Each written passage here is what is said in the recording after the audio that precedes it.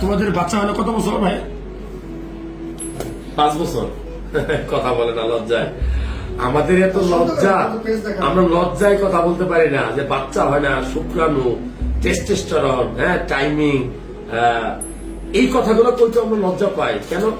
মানুষের কারণে, পারিপার্শ্বিকতার কারণে। কিন্তু যখন আসলে আপনার বাচ্চা হবে না, তখন এই লজ্জা ধুইয়া পানি কেন লাভ নাই। আমি একটা 5 বছর হচ্ছে বাচ্চা হয় না নাকি?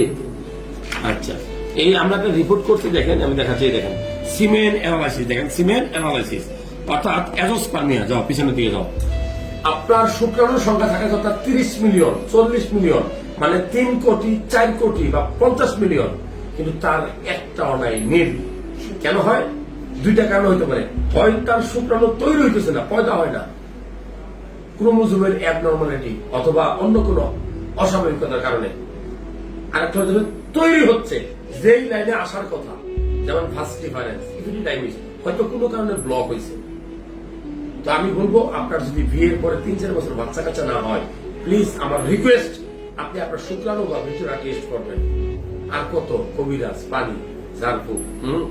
আমি বলবো আপনার আশেপাশে অনেক ভালো ভালো ডাক্তার আছে, তাদেরকে দেখান, পরামর্শ নেন। কমপক্ষে নিজের সম্পর্কে জানুন ত্রুটিটা আপনার নাকি আপনার ওয়াইফের। শুধু শুধু বউয়ের দোষ দিয়ে ডিভোর্স দিবেন, পরে আরেকটা বিয়ে করবেন, দেখতে বাচ্চা হয় না, তখন কিন্তু ওই বউ কিন্তু ছাড়বে না, আর আগের বউ তো অভিশাপ দিবে।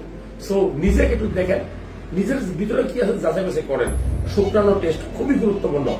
শুক্রাণু সংখ্যা 0 পাইছি, আমি বলবো এখন এফএনসি টেস্ট করবা, ওইটা দেখবা তোমার অন্য শুক্রাণু তৈরি হয় কিনা। যদি তৈরি হয়, তাহলে আইভিএফ পদ্ধতিতে বাচ্চা নেওয়া সম্ভব।